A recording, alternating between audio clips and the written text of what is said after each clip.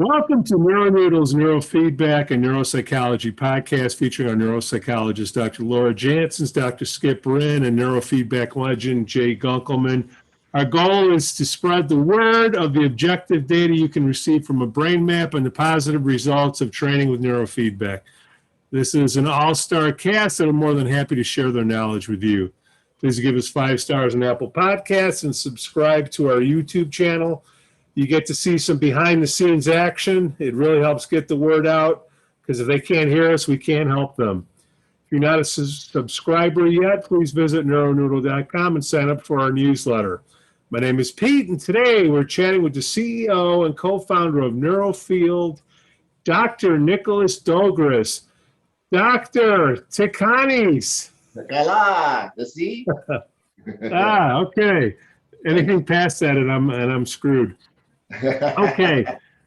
So Dr. Nick and Jay, how do you guys know each other? Jay's a teacher. He's a mentor.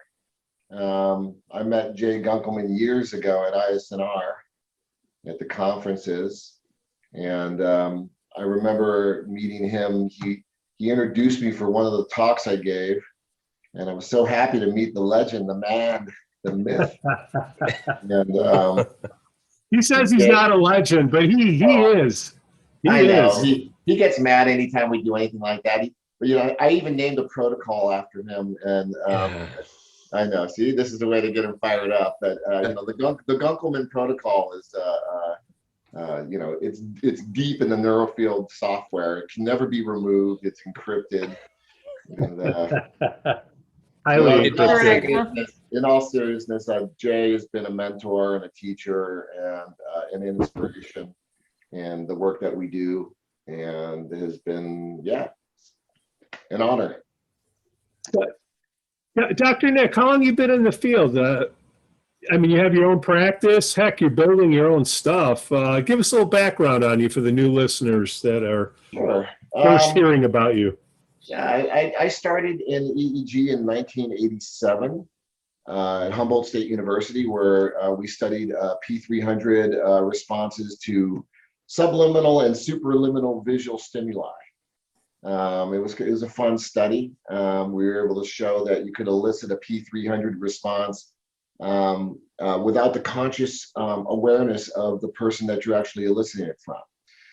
And that was kind of my crack into the field. And then I came back from Humboldt with my master's degree, and I met Margaret Ayers, and I would end up working for Margaret as getting technician work, and she had 2 stations there. I ended up getting one of her devices and learning her method of neurofeedback back in the early 90s, and then that was kind of like the start. It was interesting. I was getting a PhD in health psychology with an emphasis on medicine and neuropsychology. And at that time, Margaret kind of turned everything I learned upside down by demonstrating that she could bring a person out of a coma using neurofeedback.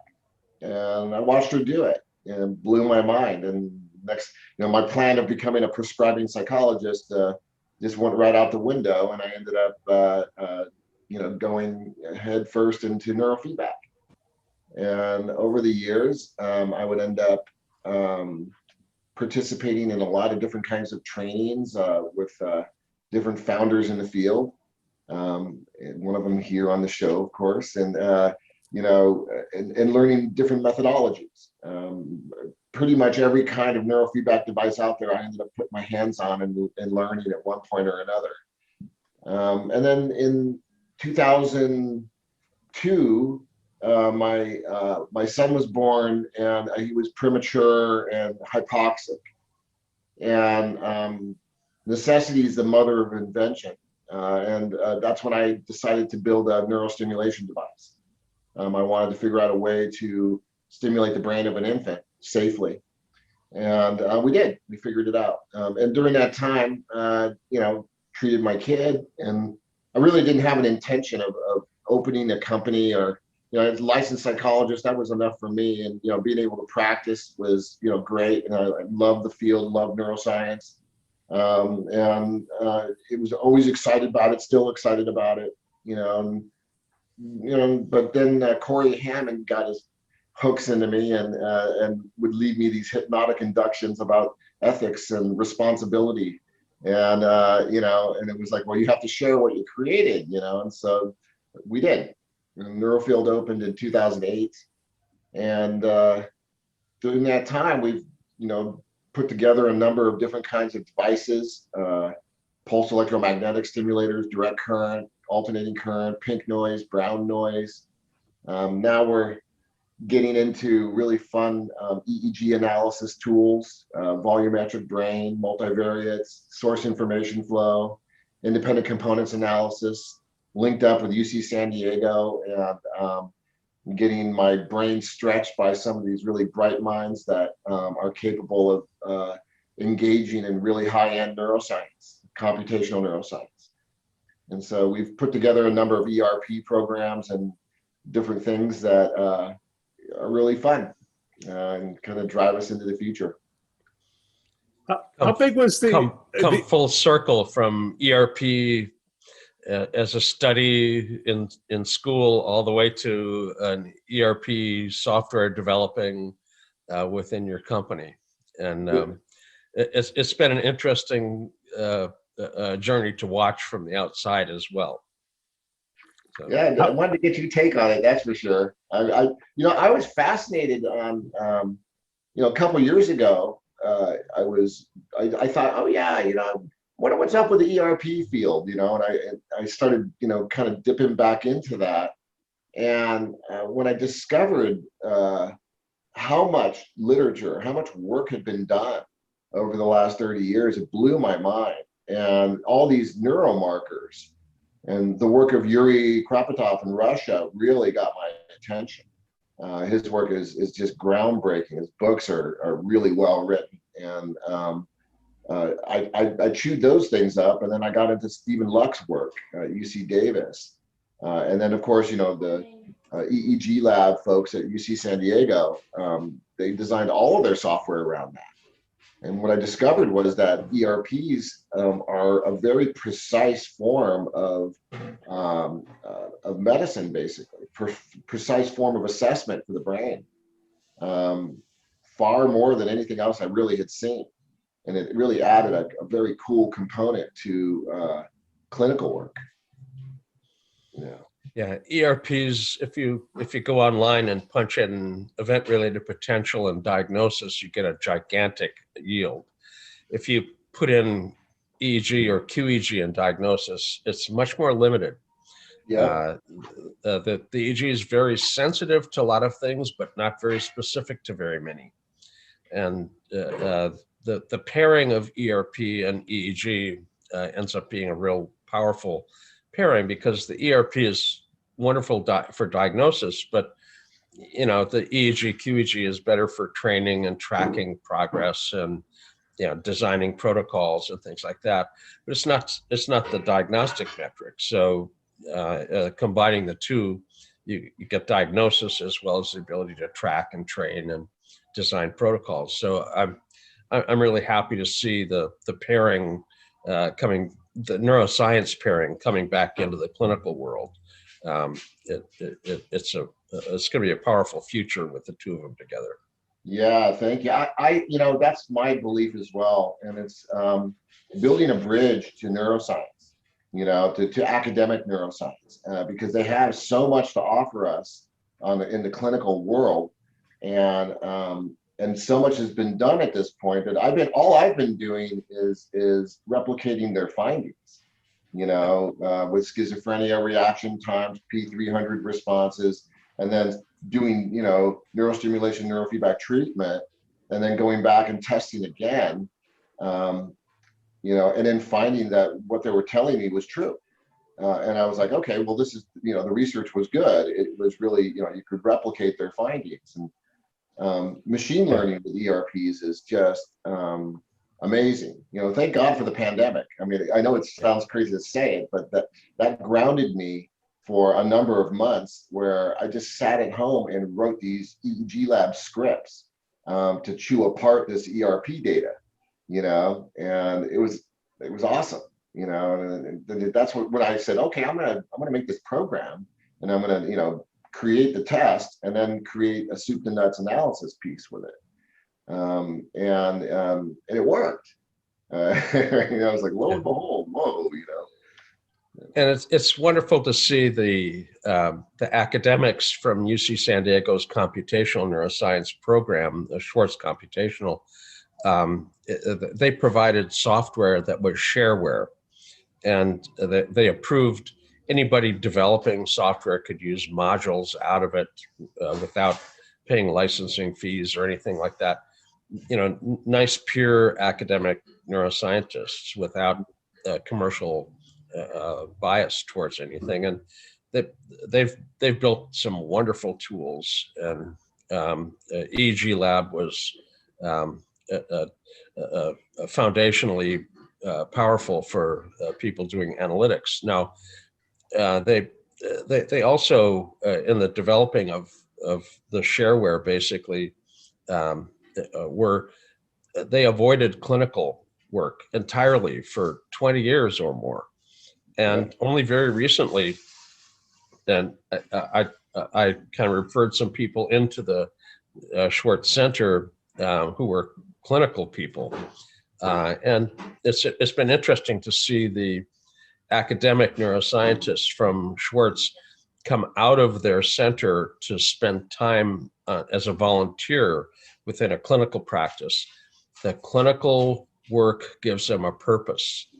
All of that high-level mathematical processing is wonderful technique, but a clinical model gives them a purpose for all of it. So they're volunteering their time in a clinical setting because it gives them that purpose, which is, I think, we've leveraged them out of being, shying away from anything clinical. And I think they're starting to accept the fact that their tools are clinical tools as well. I totally agree. It's kind of like how you made that analogy about the circle, what was the circular firing squad in Neurofeedback? And what ended up happening was we went to them and said, I don't want to remake the wheel. You guys have already done all this stuff. And what I want to do is I want to get in step with computational neuroscience, with all of our analysis tools. Everything that we do, I want to use the same formulas, the same math. And they said, well, here, because you can use this EEG lab stuff, go ahead and use it. And so we did. And so everything that we calculate in all of my software is using EEG lab backends. All of it. And so it's exactly the same math. And the exact same formulas. And that it makes all the difference in the world to earning credibility and saying, okay, this is what we're seeing clinically. We want to build a bridge here and really, draw the field of neurofeedback into this so that we can be in step with them and not get left behind. Because that's what I was really seeing that over the last 5 years. There was attempts to isolate the field. And that is not what we need to do in order to facilitate the evolution of this technology. And it doesn't matter about my company or anybody else's company. It's about the good that this stuff does for people and our ethical responsibility to learn and develop this as scientists. And so that was really the impetus in my, my intention here over the last couple of years. And it shows the developing of the product that you've got has really come quite a long ways. Could you talk about that with us? Could you talk about your product? Could you talk a little bit more about ERP and why we do need to know about it? We have lay folks on the listening in. We have professionals as well. Sure. I actually gave a talk at ISNR last weekend about it.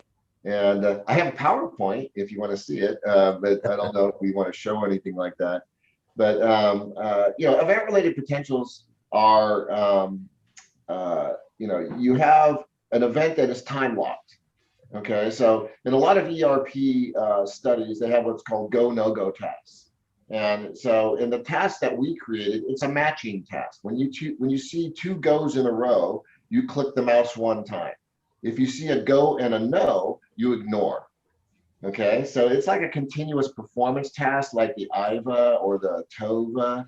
Or Simon Says, I'm sorry? or Simon Says. Simon Says, right, yeah, same kind of thing. So you're creating something where the person has to wait for the proper stimulus to go. And so we're monitoring EEG the entire time. We're dropping markers into the record. And so we can isolate these pieces of time. And when we do that, we do it 400, 500 times. And then, we capture 500 seconds of goes, for instance. And then what we do is we grand average all of that, and we can see the brain's potential responses. Now, these have been outlined over the last 50 years, with P1, P2, P3 responses. These were positive waveforms that happen 100, 200, 300 roughly milliseconds after the presentation of a stimulus. And so P1s and N1s are detection responses. P2s and N2s are kind of like you can discern the location of response, coupling with auditory processing and motor processing. And then P3s are kind of like executive functioning processes, where you're making a higher order decision about the stimulus. And so what was discovered was that the P3 response, well, there's a number of different things. I mean, P1s and N1s are used in hospital after a baby's born, for instance, where they can determine if the child is able to hear. It's a very simple test where they actually attach a couple of sensors right to the head. It takes all of about a minute, and then you can see the auditory response almost immediately if the kid is hearing correctly. And so it's an immediate test, and it's used clinically all the time.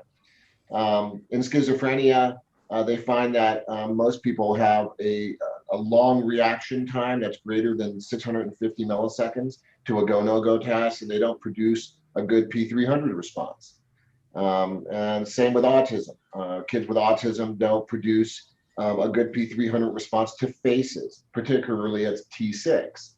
And so you give them happy faces or sad faces, and they can't pick up on those social cues or positive. And so what we did was we created this test. It's very much like a continuous performance task. And you can set what the stimulus are. We have these default ones for auditory and visual stimuli, but you can actually make your own and just drop them into the test. So we have like targets for dyslexia, for instance. We have faces in there, and then we have the standard just regular go, no go. You launch the test. It takes about 20 minutes. When it's done, then it'll give you the reaction time, and then test taking responses throughout the entire test. So you can see if a person is able to sustain their attention, whether they fatigued, whether they made a number of errors, how they made their errors, commission, omission, that kind of thing. And then you can look at the data. And then so you just push this button and it launches EEG Lab, and it runs this script that I meticulously wrote. And that was a whole other learning experience, but it runs through and it cleans the data, running Amica, and it gives you these options to remove eye blinks, for instance, to reveal true neural information. And this is the beauty of the adaptive mixture independent components analysis, which is generated, from the Swartz Center of Computational Neuroscience at UC San Diego. This algorithm accounts for 100% of the data. It's been shown to be highly reliable and efficient at being able to isolate, like an eye blink, for instance.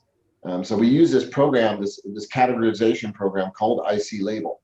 Once Amica finishes, we run the analysis into IC Label, and it matches all the components to neural information, eye blinks, heart, muscle, line noise, and it'll tell you the percentage match of the independent component to those specific things.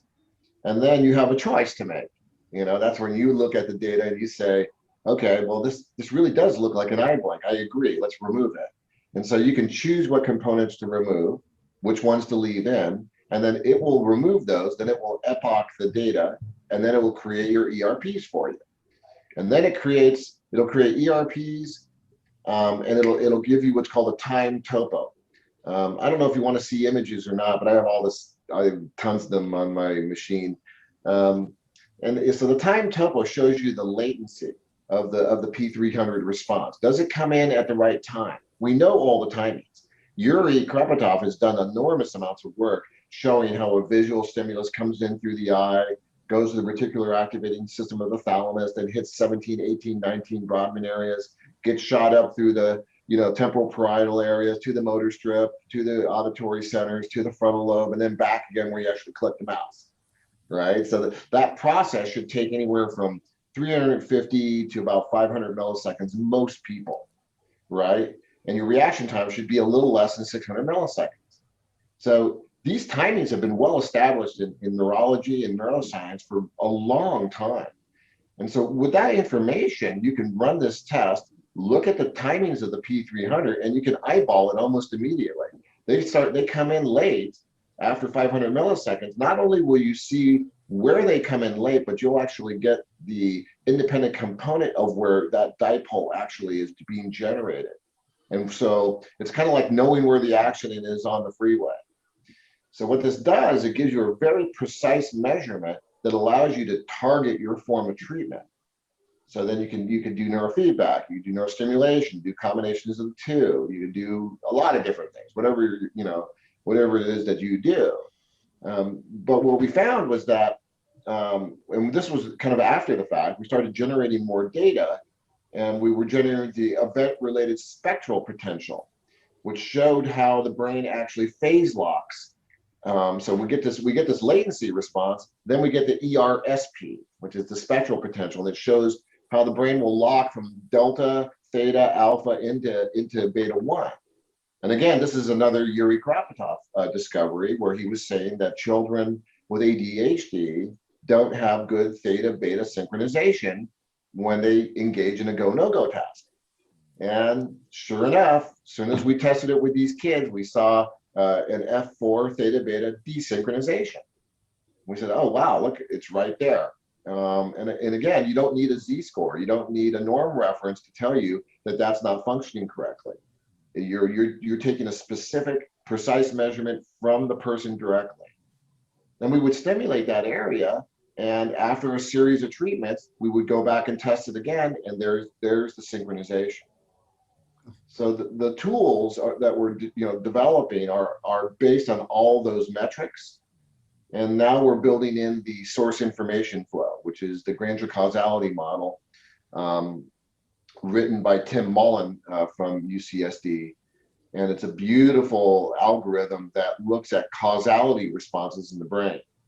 And I'm real excited about it because it doesn't assume bispectral connectivity, which I think is a mistake in neuroscience.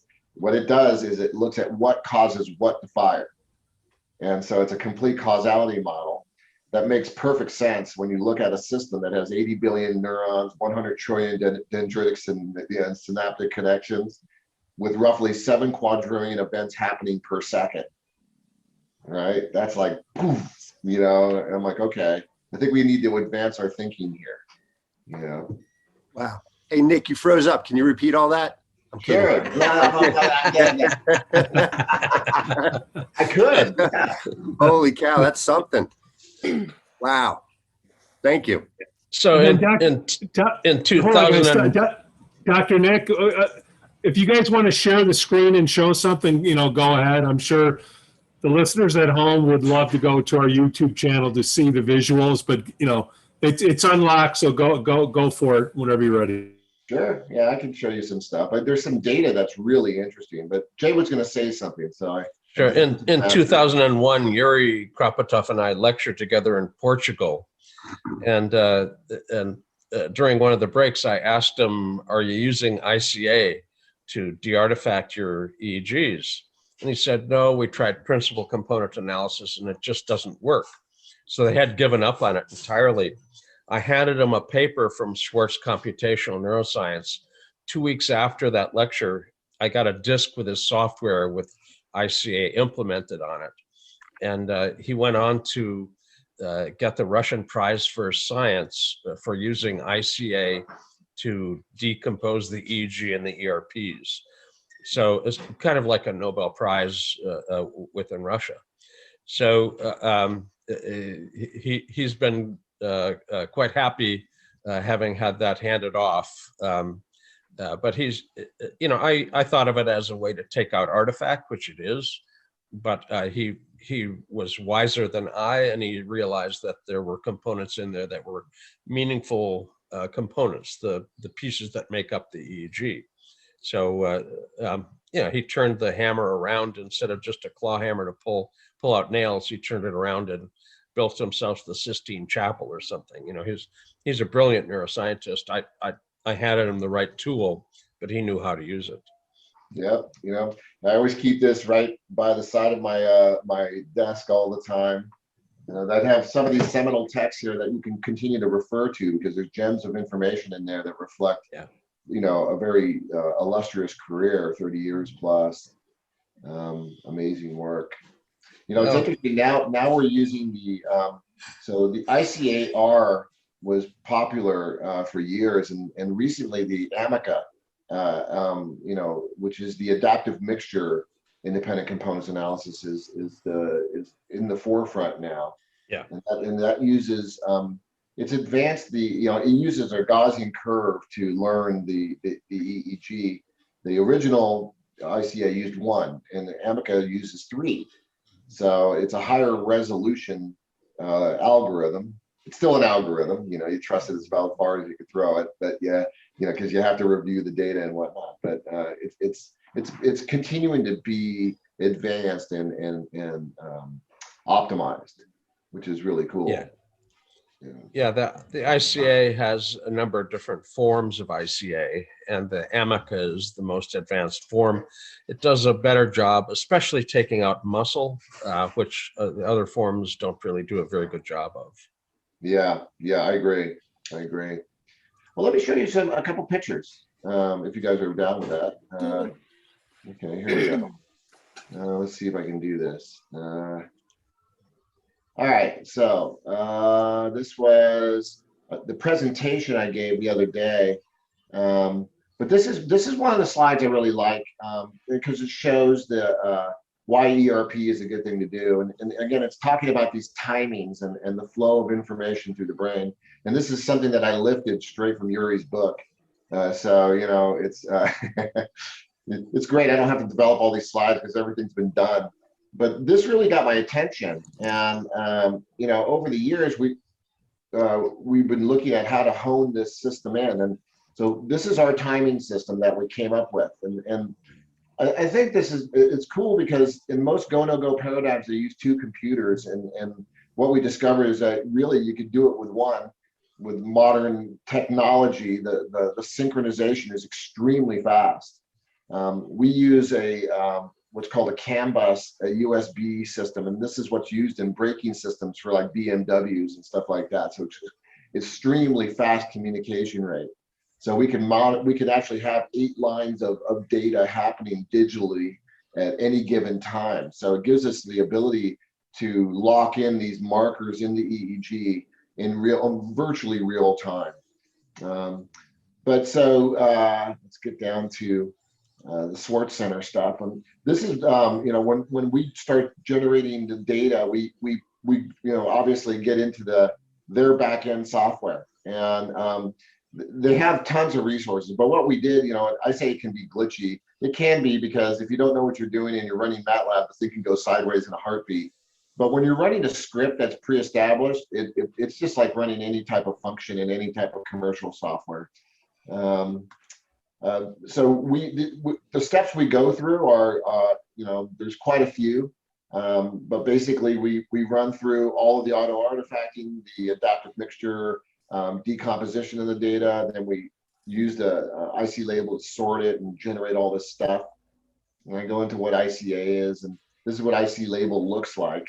And when you get a strong match, you can see it's 100% matched to the brain. You can see the location of the dipole, and then you can see the spectral signature of the dipole.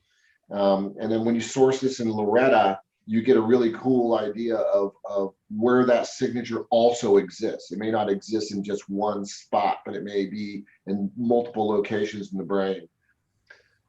And then recently what we've been doing is we have a device that's a neurostimulator. It's it's a cranial electric stimulation, and we can generate different kinds of random noise.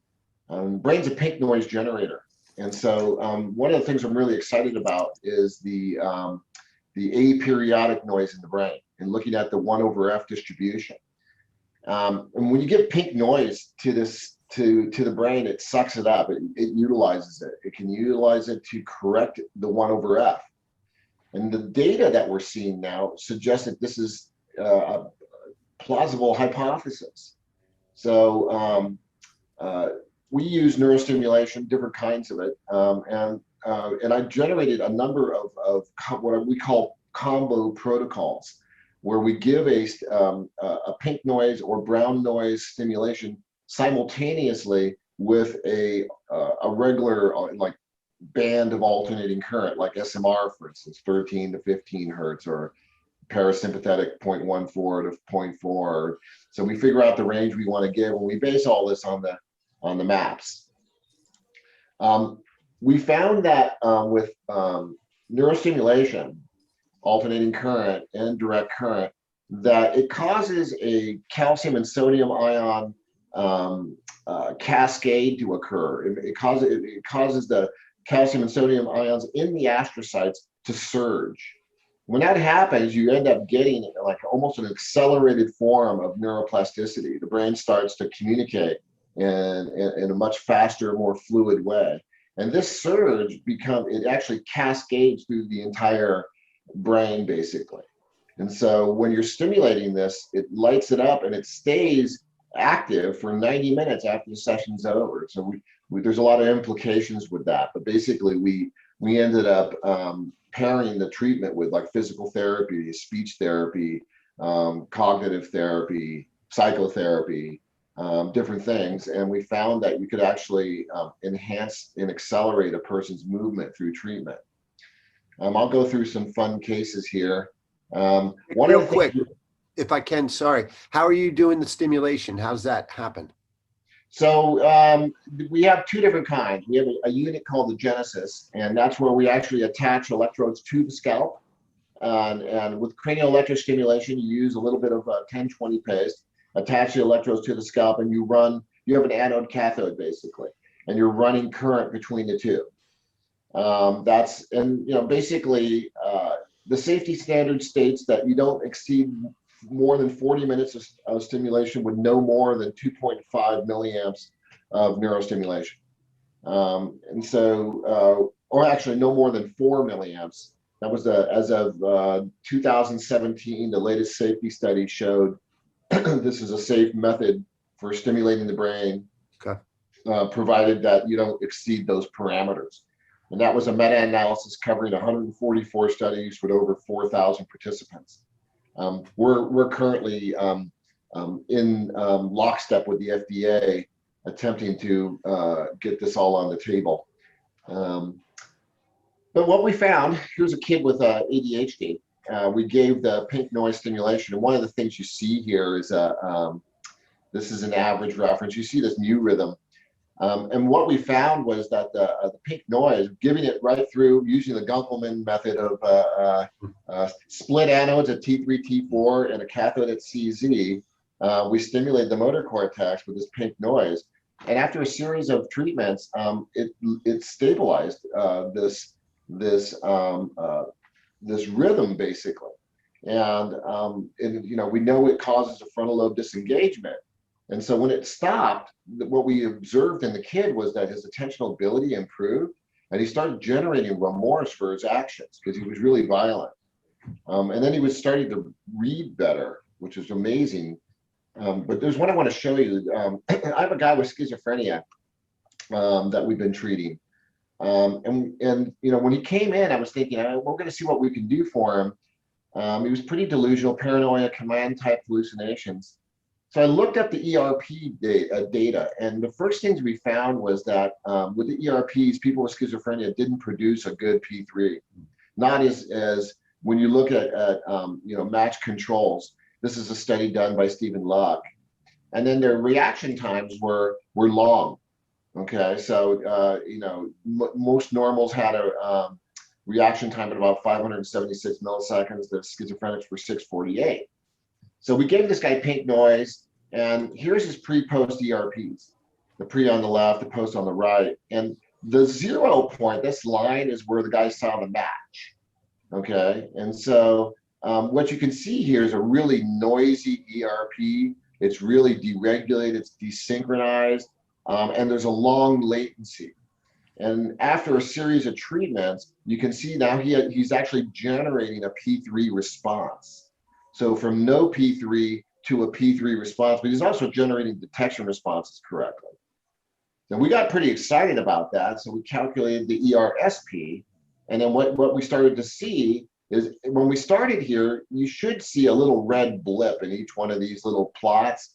And what you're seeing now is a potential response that's starting to occur throughout his brain.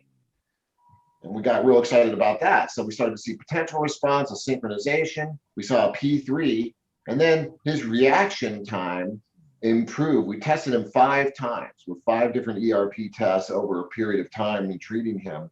He started at 772 milliseconds, and he's holding firm at about 495 now. And so the reaction time improved. The P3 occurred just as the research said it would. And then we asked him, what do you think it happened? You know, what happened with you? You know, and his response was pretty cool. It was like, you know what, he's feeling better. You know, and he's like, well, this wasn't this, you know, immediate fix, but the hallucinations decreased significantly. Behaviorally, he was much better. And he, you know, everybody around him saw significant improvements. So, you know, again, this is matching what has already been found in the literature, which is pretty cool. But there's so much more. You know, we have cases on alcoholics and Dirk de Ritter's work looking at P300s with alcoholics. This is an alcoholic that we saw the pre-post. And you can see how this P300 here is really dirty, it's desynchronized, and after serious treatments, the brain just gets in lockstep. And then we saw the, you know, the synchronization here was just gangbusters with this guy. You can see how now you have the red potential response in every one of the regions measured. Again, it's not a Z-score, you can see this immediately. And then behaviorally, the guy's like, yeah, I feel a lot better. Here's a person with bipolar disorder. This one was dramatic. She actually came to me and said, you have to prove to me that I'm not crazy because I'm feeling so much better.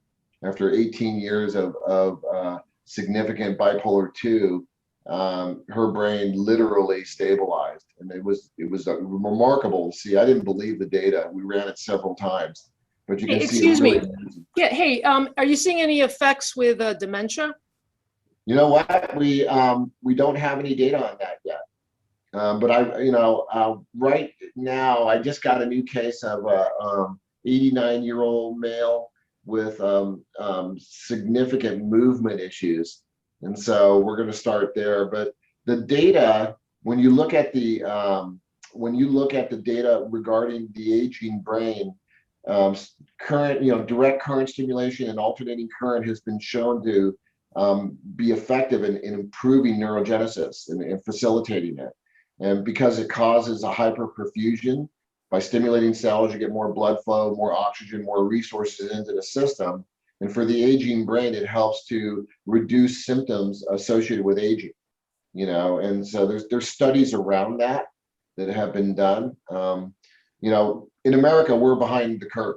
Because if you look at Russia, the UK, the EU, Australia, Canada, Japan, every one of those nations have, they've all implemented the use of neurostimulation, and it's publicly available.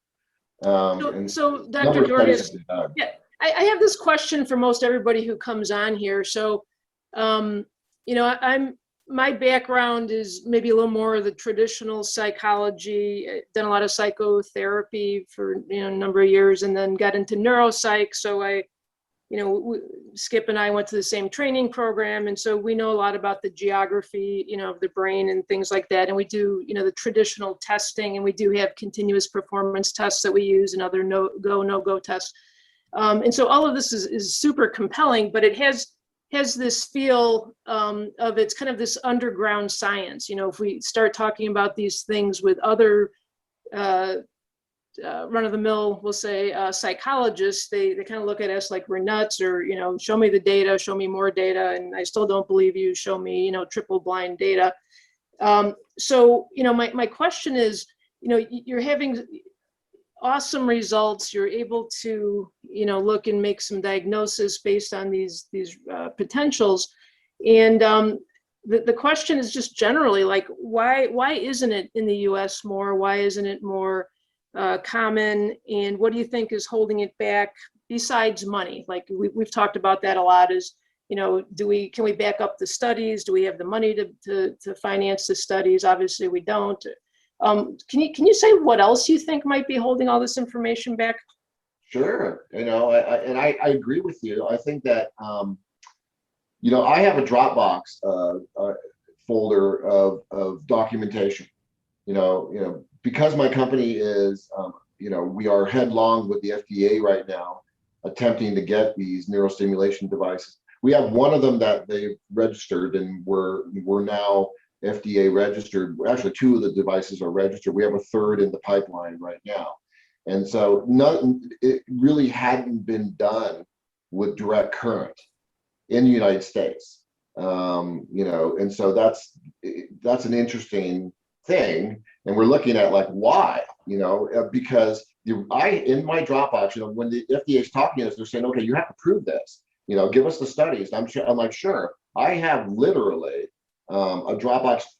I think there's about almost 500 gigabytes of documentation in that folder of established studies that have been done around the world for the last 25 years in other countries. When I named off those other countries, those are countries that are doing active research and have been doing active research, and it's all available.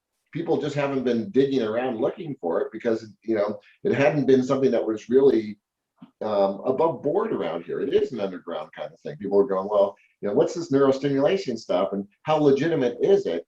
I'm more than happy to show you a ton of studies. That's why I reference, the ERP books are great because, the ERP science is already done, but the neurostimulation science is well established.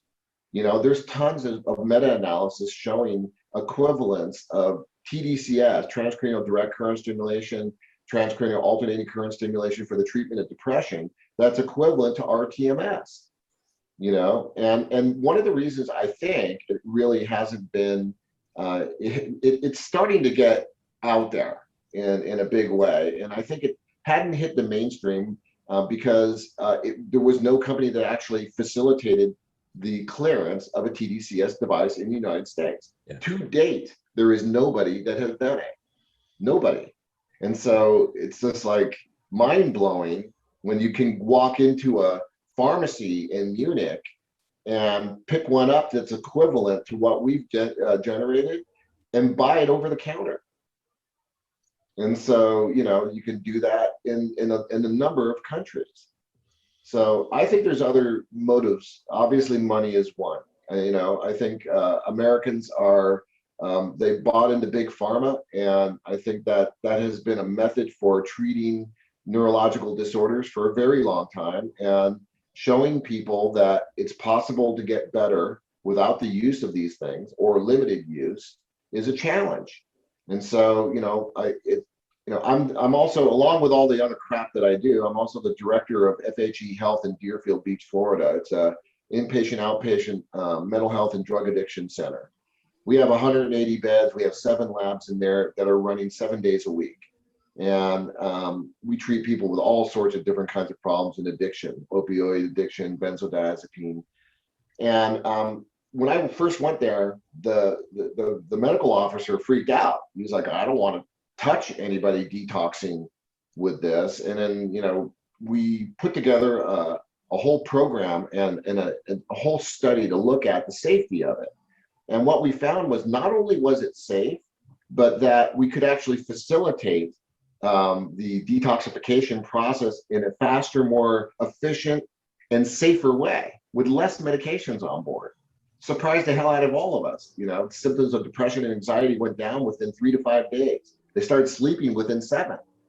And when you're sweating out your eyeballs coming off of opiates, it's no fun, right? And so we found that, once we got the docs on board, then they were so happy because now they didn't have to prescribe as much, and from their perspective, it was a win, and so we found ways to marry the technology with the psychiatry and with the medicine. And I think just it's a long-winded answer, but I think that's what it's going to take is education, showing them the data, using that. And that's one of the reasons why I went back to ERP, because it's well accepted in neurology. It's the gold standard. And it's also accepted. These methods are accepted, in academia. So by getting in lockstep and showing the clinicians and the physicians that we're using these established scientific methods, my hope is that we can get them to understand the efficacy of what we're doing. And with ERPs, the technical detail of how the stimulus is presented, the interstimulus intervals, any small change in the ERP procedure changes the outcome.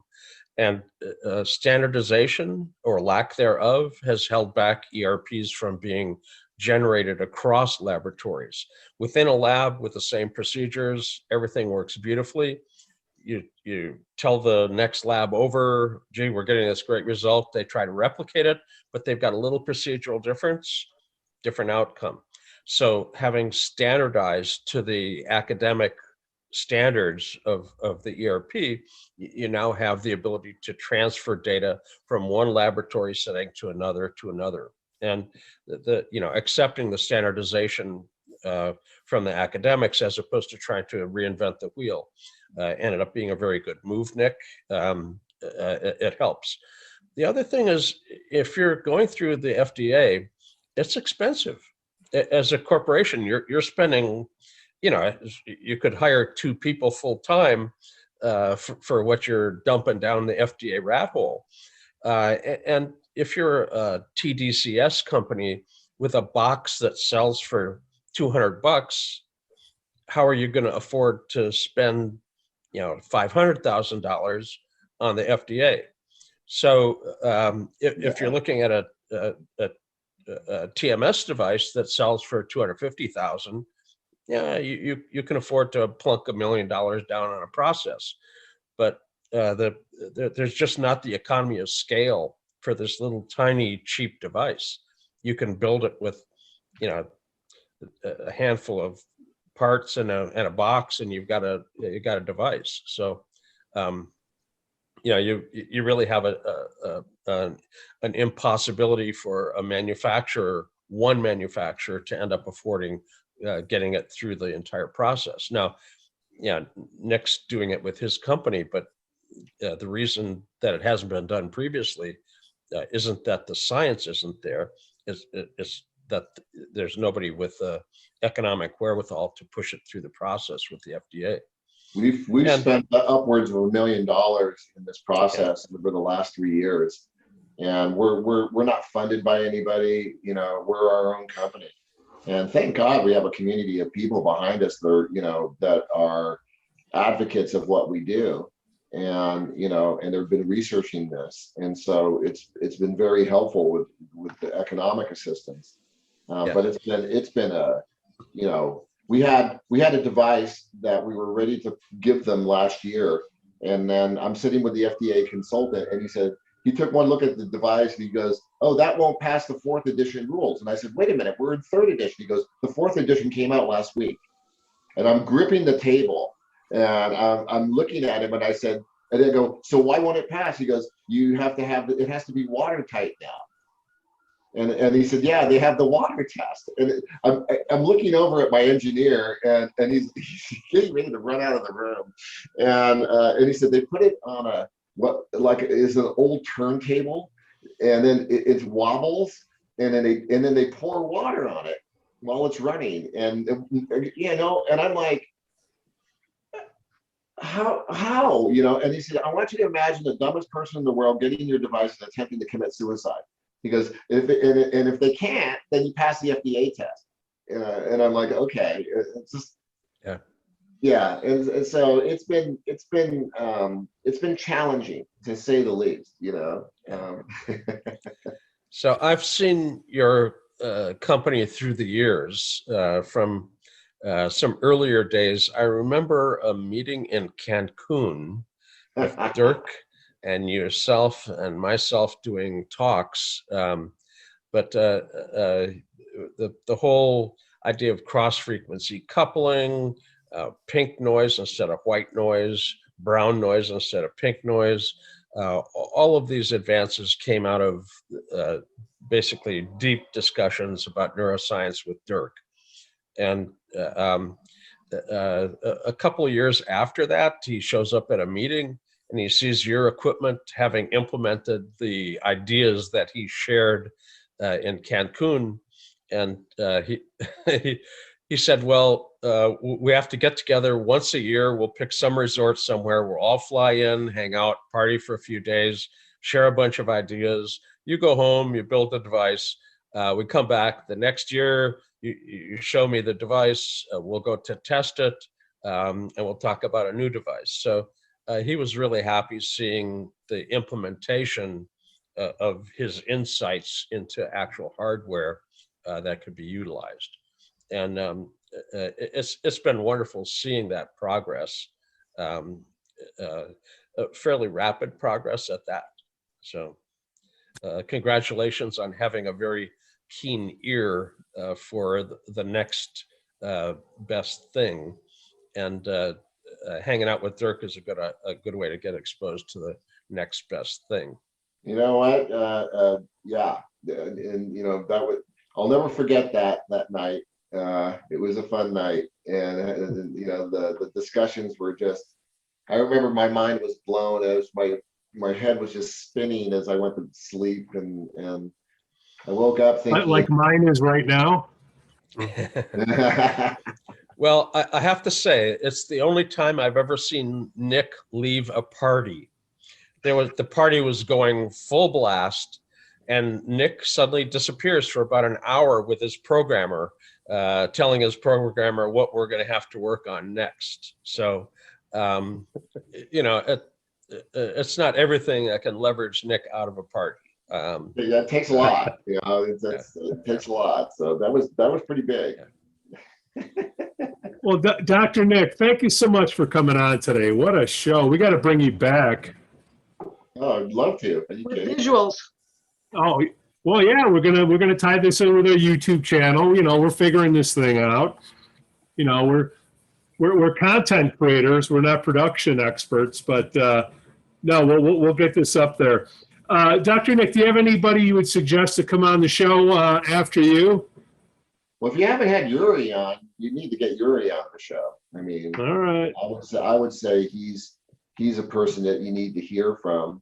Who else? You know, I don't know if you've had Dave Seaver on the show, but you might want to have him. You know, he's a stimulation guy out of Canada, and I love Dave. He's a good soul and a good scientist. There's a lot of cool ones. Colleen Liu in Australia.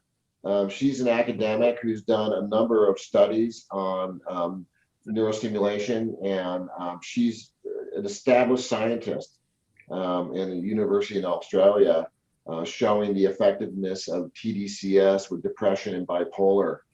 And so she would be a good independent source, you know, to bring on.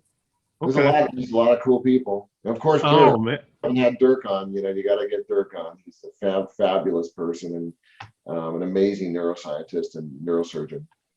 And then to plug your site, it's neurofieldtherapy.com. So there's neurofield.com, which is you have a .org too, right? And then there's our clinic here in Santa Barbara, which is neurofieldneurotherapy.com. And then we have our school, schoolofneurotherapy.com, where we have the QEEG certification course that you can take online, and our neurostimulation classes that you can learn how to do what we do. And of course, you know, utilizing our methods for computational neuroscience. Hey, Nick, I know it's not directly related to you. What was the name of the treatment center in Deerfield again? Deerfield Beach?